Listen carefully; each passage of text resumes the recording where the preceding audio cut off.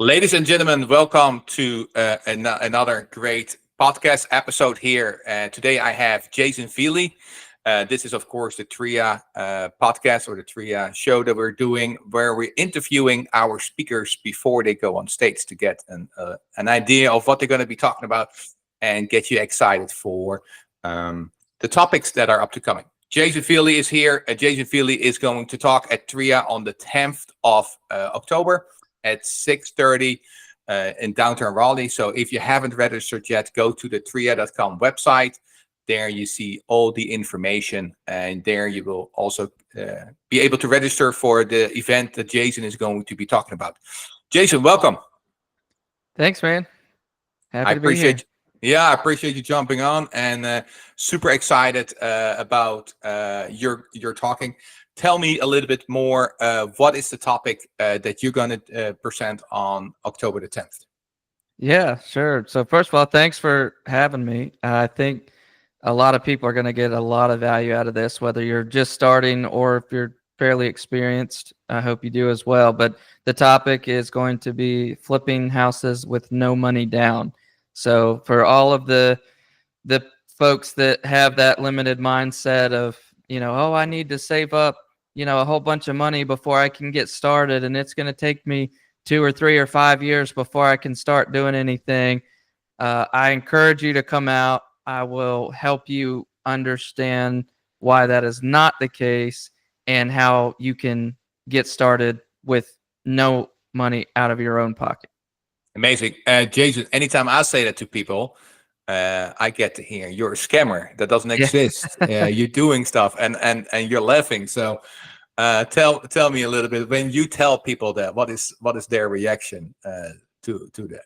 Yeah, no, same response. If it's somebody that doesn't know me already, same response. But and at first when I heard it, I didn't really understand it either. But as everyone will hear in the presentation and go into more detail about, at the end of the day, if you are able to find and source good enough deals, there are plenty of options to get the deals funded. Not only the main portion funded, but any extras that you need, any kind of secondary funding. There are so many options and resources out there to get the deals funded if you can just find them first. Awesome. Well, I'd love to dive in, and we're going to. But before we do so, Jason, maybe can you introduce yourself a little bit? You seem like you're super young still, and so would love to hear, how old are you? How long have you been doing it? And how old are you? How long have you been doing it? And how many deals are you doing per year this way? Yeah, sure. So I'm 31. I got married at 19. Wife and I now have 5 children. I'm in the Wilmington market, and I've been doing this for right about 5 years. I quit my W-2, my finance career, in April of 23, so about a year and a half ago now. And right now, my model from the beginning has been flip single family to drum up capital, use that as down payments on commercial multifamily that I hold long term. So at this moment, I have 4 small apartment complexes totaling 60 doors, and I've got a RV park that I just acquired a couple months ago that is going to be a total of 43 pads once we've added a little bit of infrastructure to it. And in the flipping business, I'd have to go back and check. Right now, we've got between pending sales, active rehabs, a few rehabs that are about to start, and I think we're down to maybe only 2 pending purchases at the moment.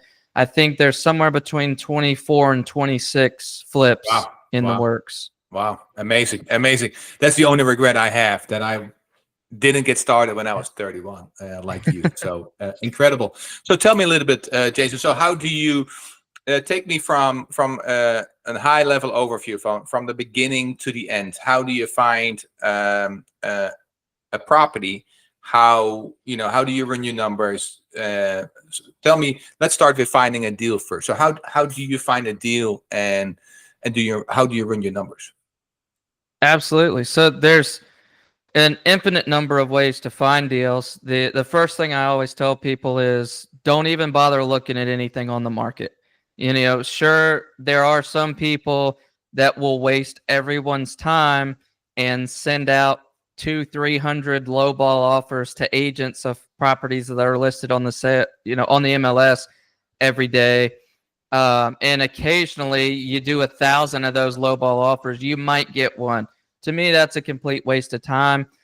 No good deals ever get listed on the market, at least in my market. And on the very rare occasion that they do, there's 20 other desperate investors that you're competing with that flock to that and bid up the price. So you've got to go off market. You've got to go direct to seller or to wholesalers who are direct to seller.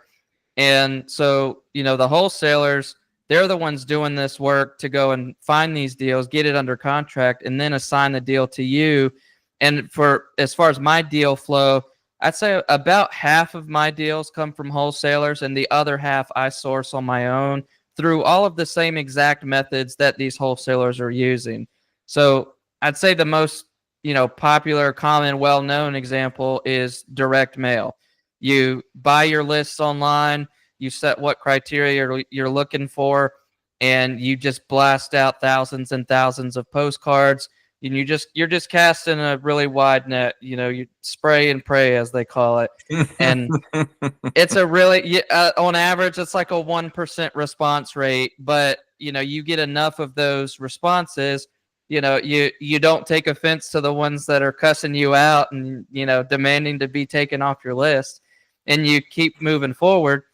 Eventually, you get a deal, and then you start expanding into other types of marketing. So you can cold call these lists. You can drive for dollars, go around and look for these distressed properties and build a list, and then skip trace them to find those phone numbers, and you can cold call them yourself, or you can hire somebody else, either locally or a virtual assistant overseas for cheap.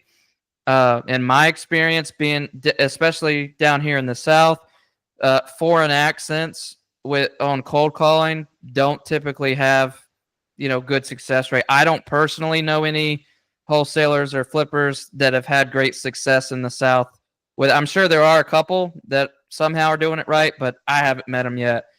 Another big method that a lot of wholesalers are using today that have a lot of success is text blast campaigns. So, they'll buy one of these, monthly services from one of these providers, and they'll pay for the list, skip trace it to get the numbers, and then click a button, and it'll let you send out 1,000 text messages in an instant. And some of them you can send like 1,000 text messages in a day, and then their system automatically filters through. If people respond back to those texts, it goes back into that CRM that's built into that platform. And then you just filter through those responses and see if anybody actually responded with serious interest. And then maybe you pick up the phone and call them to respond, start building rapport, and go from there. A lot of what I do now is a lot less time intensive. Like I would say the cold calling and even direct mail, filtering through all of those inbound calls is a little time intensive, especially if you're driving for dollars to build that list first, because that definitely takes a lot of time. So over the years, I've shifted. When you start, you're often starting with more free time and less money, and so you start with some of those methods. And most folks over time, that balance shifts where you have less time but maybe more money to put towards your marketing budget. And for most of us, that gets to about the point where I'm at now, where most all of my own personal marketing is online through SEO, search engine optimization, and Google pay-per-click ads and social media ads. That's it. They're really expensive at first. Once you start to do them well and do them at scale, you get some of the benefits of economies of scale. And at the end of the day, your overall cost per deal should be lower than most of those other methods, but not really until you're doing it with some volume. Okay. So there's a million other methods, but those are some of the most commonly used. Yeah, very, very interesting. And a few things that you said that I actually have to start looking into, because personally I had given up. I had a wholesale company and given up on it, and had not, maybe too early, but had not much success with going direct to seller, and I utilize a lot of the, like you do, wholesalers, get deals from wholesalers, but the flip side to that is that you're depending on the wholesaler to bring you a deal, and then you either have to say, okay, that's my area, or you have to follow that wholesaler into that area, right? You don't get to pick and choose all your deals all the time. But that's why I am making some MLS deals. So it's very interesting what you say. So there's so many things I want to dive into, but I really want to dive into the topic of the presentation. So say you land a deal, right? Tell me a little bit how you run those numbers, and how are you then able to find securing money, not only for, it sounds like, not only for the purchase, but also you find money for the entire rehab. Yeah, so awesome questions. The simple math for how I run the numbers on the deal is I for the large majority of deals, I follow what most house flippers consider a general rule of thumb in the flipping space, referred to as the 70% rule. And what that means is that either your total purchase price plus rehab costs combined do not exceed 70% of the after repair value. So to give your viewers an example, let's say you have a really small house that your after repair value, your ARV, is going to be $200,000. Well, total purchase price plus rehab at 70% needs to be $140,000. So if you look at it or see the pictures of it and are confident that a $30,000 rehab will get that job done to get you that $200,000 resale price, then you take your $140,000 at the 70%, you back out your $30,000 worth of rehab, and then boom, you're down to 110. That's the max that you should be willing to pay. And there's always exceptions. That's just a general rule. Sometimes I'll pay a little bit more than that if the rehab is really light, or if the dollar amount, the ARV is over, 350, $400,000, then maybe we can step up the percentages a little bit higher, because the dollar amounts would still be worth the time, when you get into the bigger numbers. And sometimes I won't buy something that meets a 70% rule if it's a $80,000, $100,000 rehab on a $150,000 ARV or a $200,000 ARV. The potential amount of profit that I can make compared to the amount of time and risk and effort it's going to take me, it's not worth it. So that's how I typically run the numbers. It's pretty simple. I don't plug it into these big spreadsheets and numbers calculators. I basically know, roughly what my profit's going to be at. And I'll sometimes run the backwards math. So in that example, I might say, okay, if I sell this for $200,000, let me take 200,000 times 0.95 to take out 5% realtor commissions that I'm going to have to pay when I sell it, and then minus 110,000 purchase price, minus 30,000 rehab, and then I might just ballpark, minus 8,000 in, holding costs or something. And it could be a little more, a little less, but that at least gets me within usually $5,000 or so of what my potential profit's going to be if everything goes according to plan. And just FYI for people that haven't flipped houses before, every single deal will always take more time and more money than you expect it to. Exactly. And it's really interesting how you run that. And again, Jason and I are doing the same thing. And I have always said, I have said so many times on the social media platform where you're watching this, there is not one way in real estate to success. How I do it is almost similar to Jason. If a flip has an ARV, after repair value, of 200,000, I need to make at minimum $20,000, 10%, and I don't go under $25,000. So if a flip has an ARV of 300, I need to make 30, 400, 40, and so on. That's how I do it. Run the numbers a little bit differently, but Jason is very successful. So again, there is not one strategy to success. So Jason, you are at 70%. how two questions in that, and is how do you determine the repair value? How do you do that? Like you looking at pictures, everybody knows that is watching this, right? Like even in a room that you and I are sitting in right now, we can eliminate the dirty pictures. As a matter of fact, our cameras might be turned to the nicer corners of the room, right? So you can go off of pictures. How do you and your team, or how do you determine the repair budget or the repairs that need to happen on the property?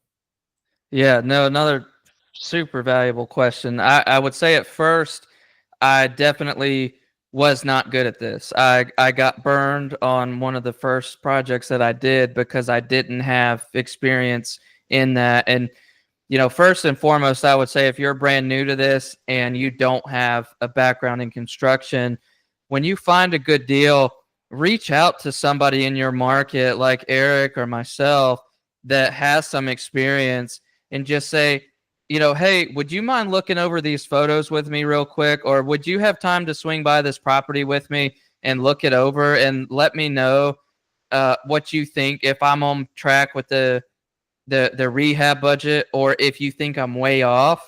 That would have saved me so much headache had I done that.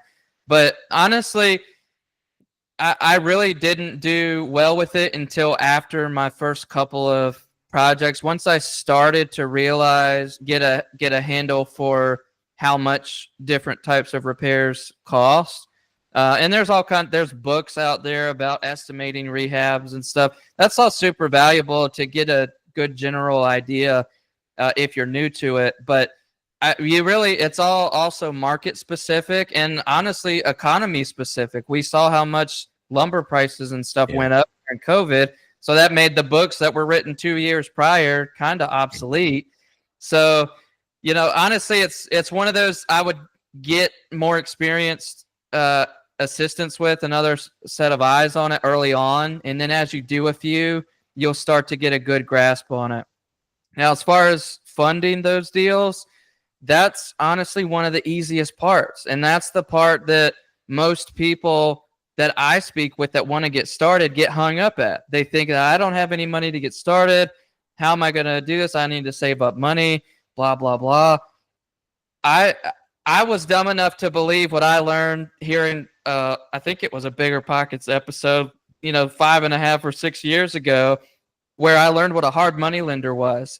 And I learned that if you find a good enough deal, usually 70% rule or better, some of them go up to 75%, then most of them will fund you the entire rehab budget and most, if not all, of the purchase price. I would say on average, most hard money lenders are going to want you to put down 10% of the purchase price.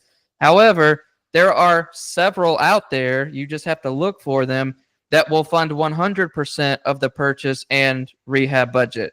Now, the caveat there is that sounds at first glance that you are just going to get all of the money and not need any other money for anything else. Well, it's not exactly true because you're still going to need a little bit of money, between, I don't know, 8 to 15 grand, depending on deal size, to pay your closing costs up front when you purchase the property to actually get it closed. And then all of that rehab money that this lender's giving you, they're not releasing all of that money to you up front. They're holding it back on a draw schedule. So you have to actually start the rehab, either get some money from somewhere to start the rehab before you request a draw from them for work that you've already completed, or maybe you've got a good relationship with a contractor that understands how draw schedules work and is willing to work with you and complete some of the work before you get the first draw. It depends, what your situation is, but over time, to get that little bit of money that you need for closing costs and to start the rehab, and also you've got holding costs. You'll have to make interest-only monthly payments to that lender. You'll have to pay your utilities. You'll have to pay for your insurance policy, probably before closing usually. So there are some other expenses, but, you can, a lot of, this isn't Dave Ramsey approved, but you can get a cash advance on a credit card you can find what's called a gap lender, somebody that's going to loan you 20 or 30 grand, maybe at a much higher rate of interest, maybe 18, 20% or something, to be in a second position on that property that will fund it. But as you do it, it gets easier. Just the same exact way that compound interest works, every other aspect of business works. So that comes to finding deals, that comes to wholesaler relationships, that comes to every other form of networking, that comes to lender connections. So even though I absolutely love helping people and volunteering my time to speak at events like this one coming up, even those things as well also provide a benefit to me, because the more exposure that I have and the more I network and meet people, the more credibility I get, and the more wholesalers reach out to me, and the more private money reaches out to me. And now I have private lenders that are just individuals that most of them only loan to me. They're not experienced in loaning, prior to working with me. And these private lenders, you can set whatever terms that they're willing to do. So a lot of them now, they fund me over 100% of purchase and rehab. They often will fund me 105 to 110%. So I have all of the money I need to close on the property and to hold the property. And on top of that, these private lenders give me all of my rehab money up front. They don't hold it back. So most of the time when I'm closing on a new property, I'm actually walking away with a check for 30 or 40 or 50 grand instead of having to wire money to the attorney. So the lending options get a lot more flexible, and you can get a lot more competitive rates in terms and flexibility. The more you do it, the more options you have, the longer your track record, the better your track record gets over time. It all gets easier and less expensive, but initially it's a little bit harder, but it's all doable. It may be more expensive.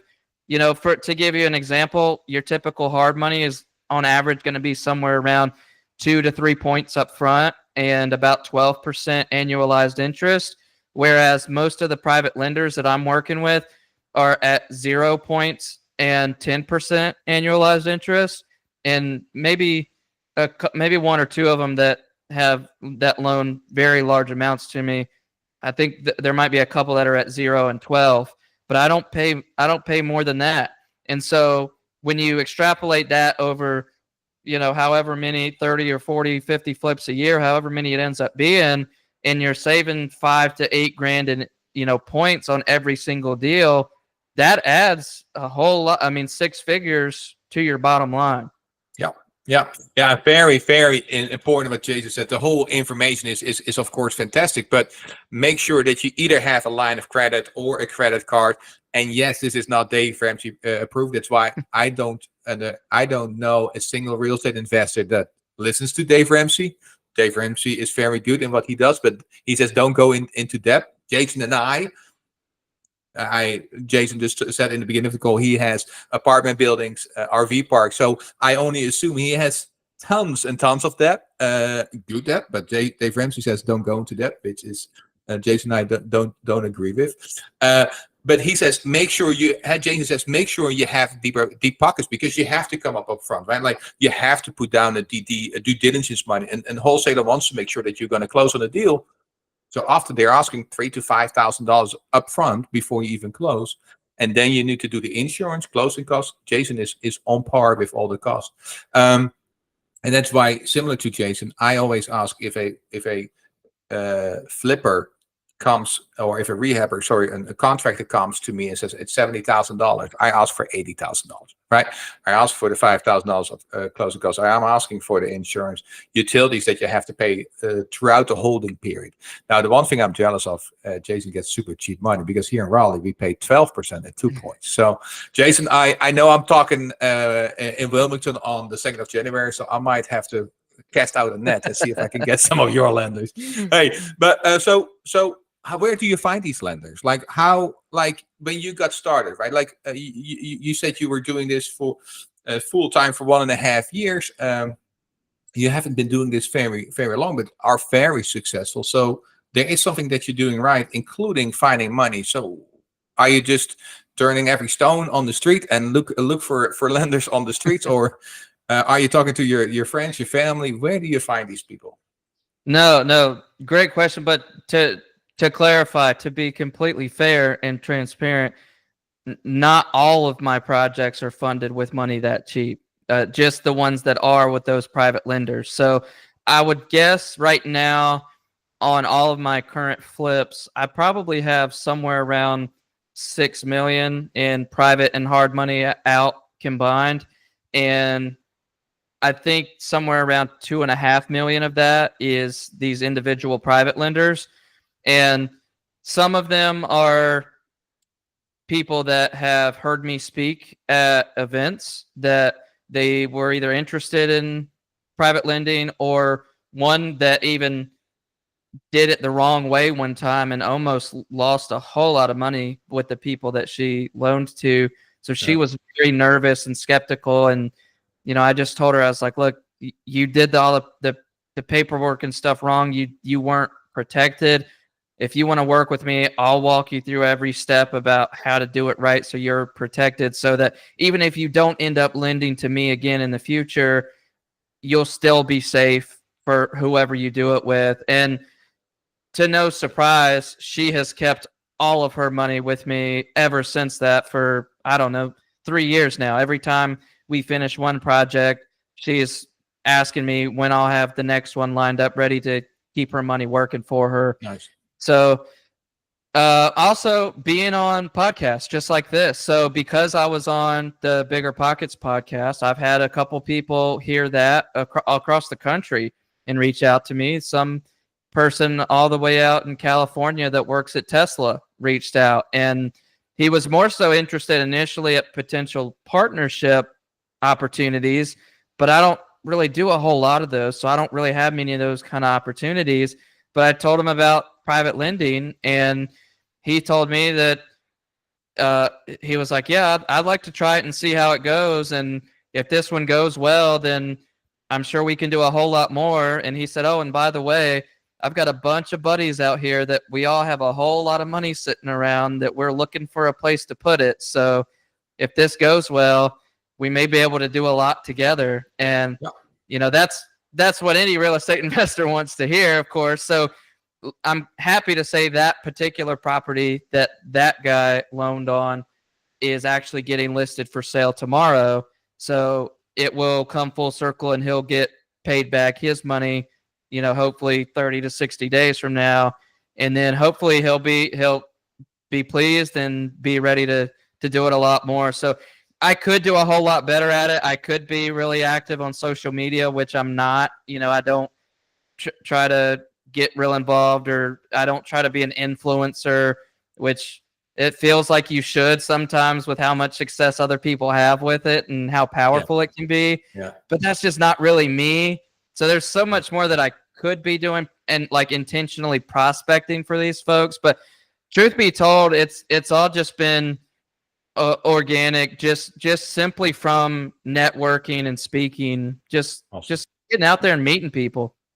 Networking, it's so key, and that's why if you haven't already registered, 10th of October, hear what Jason has to say, go to the tips and tricks, but also meet like-minded investors, right? Like I'm on the board of TRIA, and similar to what Jason says, that's where I find all my money. I find it in the rooms where like-minded people are, and you find it. But what I would say is, and Jason, let me know if you agree or not, but my reputation is me more than the dollar in my bank account, because my reputation is going to carry me to the next deal. What do you feel about that, Jason? 100%. Right. Most of the people lending to me are lending to me because they know and trust me. Most of them don't know much at all about real estate or the paperwork or any of that. Yeah. It's 100% reputation, track record, and I think just being somebody of good character, somebody with integrity and genuine that people can relate to, it goes it goes so far. If Jason starts nickel and diming his investors, imagine if he starts nickel and diming the investor that he just mentioned from Tesla that is investing with him. That person is not going to refer his friends on over, and Jason will be looking for more money. So don't nickel and dime your investors. Of course, make sure that you make a lot of money. Because Jason, on average, can you tell us on average how much money do you make on? Are you taking away on average on flips? And I know some you make a decent profit or a tremendous amount of profit. Some you break even or maybe sometimes you lose. But what is it on average a number? Yeah. So last year, when we did the taxes, my average net profit per flip was a little over 57,000. Yeah. 57,000, and then you're gonna nickel and dime your investor that takes away 10% of the deal, maybe walks away with $10,000. I mean, they take all the risk, and you take all the profit. So I got two questions. Just because the interest of time, where do you flip? I hear Texas, I hear Wilmington. Where do you flip? Or did I not hear correctly of Texas? I I guess don't know. not Texas. I don't know where Texas came from. No, Oh, sorry. no, I only flip within about 30 to 40 minutes of Wilmington. So I'm New Hanover County, Pender County, and Brunswick County. And Brunswick County, I'd mostly stay to the eastern side of Brunswick County, but I occasionally go a little bit deeper into it. So it's really just I've got an office in central Wilmington, and it's pretty much dead center of about a 30-40 minute radius of where I do business. Okay. Last question I have for you. I want to get started in real estate today. I have no experience, right? I'm listening to this podcast. You've been a true motivator. You've shown that you came from nothing. You built this up. You're doing tremendous. How do I get started today? What would I need to do if I'm serious about changing my future and I want to get into real estate? Absolutely. First thing, if you haven't already, is educate yourself. More podcasts, more books. I would definitely recommend Bigger Pockets podcast. They've got the Bigger Pockets bookstore, all kinds of stuff. There's a million other great real estate podcasts and books out there. YouTube. Don't get sucked into paying somebody some $30,000-$40,000 course. You don't need all of that. Just learn enough to have the basics under your belt, and then don't get stuck in just constantly learning. Get out there and take action. And the first thing you need to do is go find a deal. Do what it takes to find a deal, whatever that takes. If that takes cold calling, if that takes knocking on doors, if that takes texting people, if that takes making signs and putting them out, whatever you need to do. Or maybe you could go to an experienced flipper or wholesaler and ask them if they need any help with acquisitions. If they've got, more leads coming in than they have time to handle, or they want their time back to be able to do something else, maybe that's a way to step in and get involved, get started, know how things work. But it really just boils down to educate and then take action. Go find a deal. Yeah. Wow, Jason, thank you so much. And it's so true. My project manager right now is working for me for free, but in exchange, he's getting all my contacts. He's running two properties for me. And if he finds a deal and we do a deal together, we split the profit, right? That's how he makes money. He's learning while doing stuff for me. It's a win-win situation. So, Jason, thank you so incredible much, man. This I can go on for another 2 hours. But thank you so much. You have such a wealth of knowledge. We are super excited to see you at downtown Raleigh in the McKinnon Center, October 10th, starting at 6 o'clock. The food will start. So if you sign up, if you register, there will be food. Jason will be there at 6 o'clock as well, so you can meet with him. You can talk to him prior to his presentation. The presentation will start around 6:30, and we're going all the way until 9 o'clock. So, Jason, thank you so much. I really appreciate you being here on this podcast, and thank you so incredibly much for your time. Yeah, man. Thanks for having me. It's been a blast.